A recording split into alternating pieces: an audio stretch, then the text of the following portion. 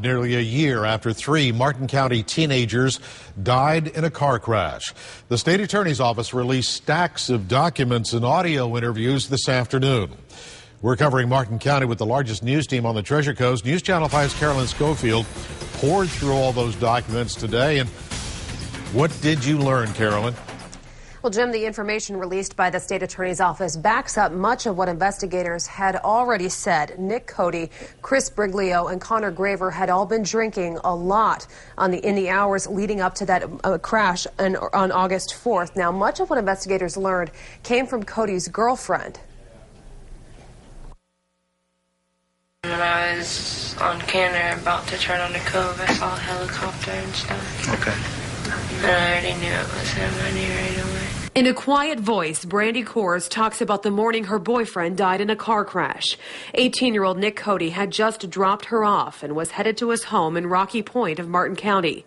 His Jeep slammed into a front-end loader on Cove Road, killing him along with 18-year-old Chris Briglio and 16-year-old Connor Graver. The Florida Highway Patrol spent months investigating what happened in the hours before the crash. Coors talked with an FHP investigator again in October. She says they had all been at a keg party at the Palm City apartment of David Bubba Harper and Craig Frick. Did Nick Cody, Chris Briglio, and Connor Graver pay $10? All 3 of them didn't pay. Connor and Chris both paid $10 and Nick only paid $5. Okay. Okay.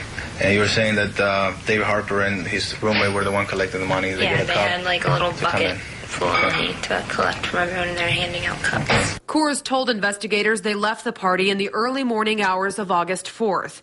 She says she tried to get the keys from Cody, but he refused. Coors says the teen had cans of beer in his pocket. Investigators later took pictures of those cans in his mangled Jeep.